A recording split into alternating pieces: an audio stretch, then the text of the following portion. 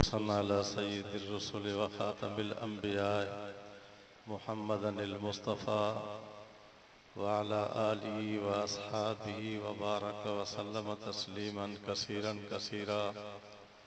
أما بعد فأعوذ بالله من الشيطان الرجيم. بسم الله الرحمن الرحيم.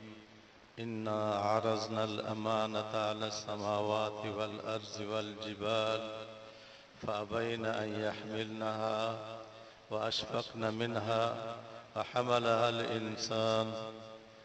صدق الله العلي العظيم.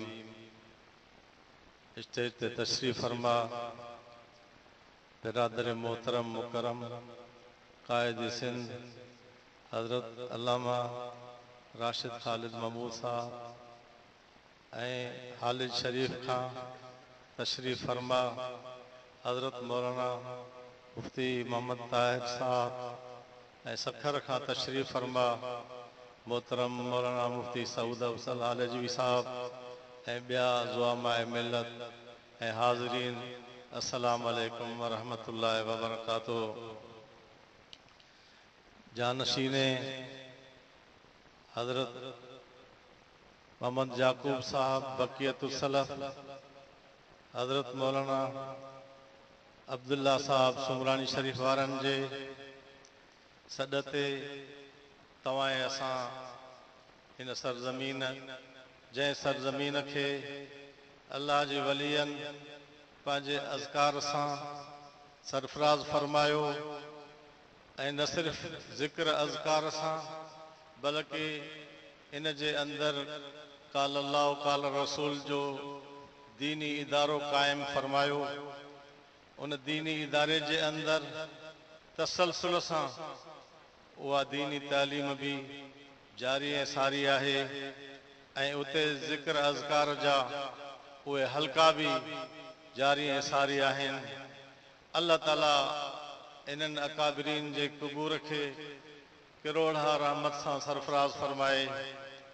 मां तव्हां ऐं क़ाइद सिंध जे विच में ज़्यादा हायल थियणु नथो घुरां पियो।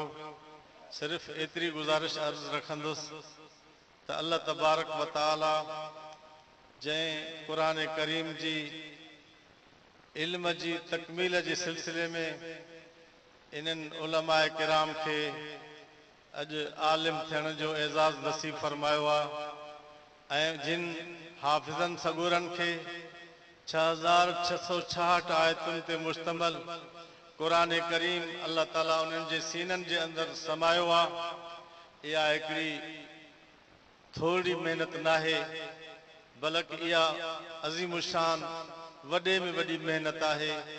इन मेहनत सां इन्हनि जे पीउ मां ऐं इन्हनि जे उस्तादनि ऐं हिननि इदारनि खे जेके पंहिंजे जानी माली ताउन सां सरफराज़ कंदा रहंदा आहिनि उन्हनि सभिनी जो अमल दख़ल जारी आहे।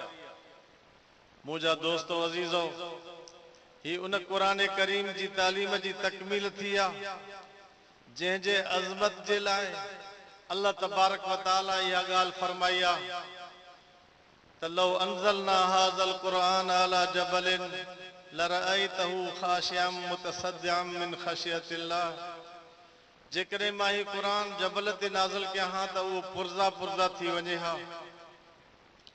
इन खां अॻु में अल्लाह तबारक व तआला इन अमानत जो बार जेड़ी महिल पेश कयो हो उन जो ज़िक्र भी अल्लाह ताला क़ुरान करीम जे अंदरि फरमायो आहे त इन्ना अरज़नल अमानत अला समावाति वल अर्ज़ वल जिबाल फअबैन अन यहमिलनहा व अशफक़न मिनहा व हमलहा अल इंसान।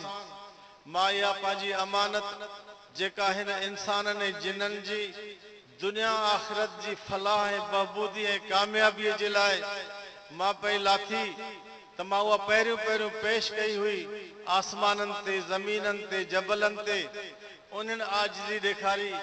पोइ हिन इंसान जो पुखो उन अमानत खे खणण जे लाइ इन जे मथां अची पियो। फहमलहल इंसान उन अमानत खे हिन अशरफुल मखलूकात इंसान खयो। दोस्तो अज़ीज़ो उन अमानत जे ततिमे खे ऐं उन अमानत जे आख़िरी मरहले खे अल्लाह तबारक व तआला हिन एजाज़ सां सरफराज फरमायो आहे। जॾहिं इन जी तकमील नुज़ूल जी थी, प्यारे पैगंबर सल्लल्लाहु अलैहि वसल्लम जन जे मथां 23 सालनि जे अंदर ऐं फरमायूं अल यौम अकमलतु लकुम दीनकुम व अतममतु अलैकुम नेमती व रज़ीतु लकुमुल इस्लाम दीनन। अॼु जेका मां अल्लाह जे खज़ाननि में जेका मूं वटि नेमत हुई हिन अशरफुल मखलूकात जे फलाह ऐं बहबूद जे लाइ अकमलतु लकुम मां उहा पूरी पूरी प्यारे पैगंबर सल्लल्लाहु अलैहि वसल्लम हज़रत ख़ातमुन नबीयीन मुहम्मद रसूलुल्लाह सल्लल्लाहु अलैहि वसल्लम जन जे मां हवाले करे छॾी आहे। ऐं उन दीन जी तकमील अल्लाह ताला ॿिए लफ़्ज़नि में हीअं फरमायो आहे अतममतु अलैकुम नेमती, जेका मूं वटि नेमत हुई उहा मां पूरी पूरी इन इंसानियत जे हवाले करण जे लाइ मां पंहिंजे महबूब मुहम्मद मुस्तफ़ा सल्लल्लाहु अलैहि वसल्लम जन जे तफ़वीज़ फरमाई आहे।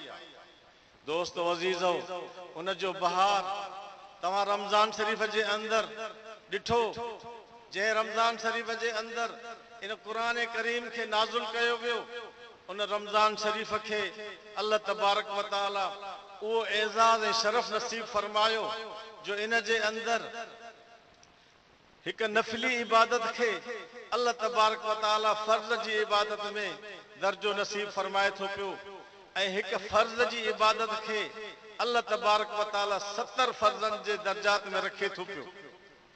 ऐं इन जे अंदरि अल्लाह तबारक व तआला ॿियूं नेमतूं बि सरफराज़ फरमायूं।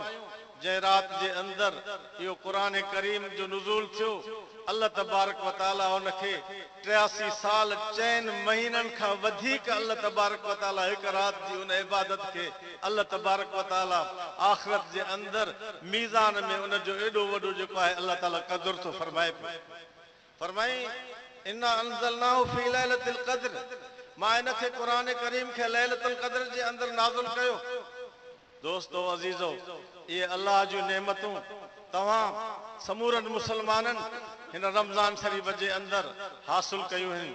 ऐं उन खां बाद हिन सुमरानी शरीफ़ जे हिन मुक़द्दस ऐं अज़ीम शान धरतीअ जे मथां जानशीने हज़रत मौलाना साईं मोहम्मद याकूब साहब दामत बरकातुहुम जे फर्ज़िंदे गिरामी हज़रत साईं अब्दुल्ला साहब जन जेको तव्हां ऐं असांखे गॾु करण जो सॾु ॾिनो, अल्लाह ताला मूंखे बि तौफ़ीक़ नसीब फरमाई, तव्हांखे बि अल्लाह ताला तौफ़ीक़ नसीब फरमाई जो तव्हां हिन अज़ीम शान क़ुरानी एज़ाज़ जे जलसे जे अंदरि शरीक थिया हो। ऐं अनक़रीब तव्हां जे साम्हूं क़ाइदे सिंध मोहतरम जनाब राशिद महमूद सोमरो साहब असांजे मुल्की हालात ऐं सिंध जे हालात ते तफ़सीली रोशनी विझंदा। अल्लाह तबारक व तआला तव्हां ऐं असांजी हाज़िरीअ खे क़बूल फरमाए। जिन इन जे अंदरि माली जानी तावन फरमायो आहे, अल्लाह ताला उन्हनि खे बि क़बूल फरमाए। अस्सलामु अलैकुम व रहमतुल्लाहि व बरकातुहू।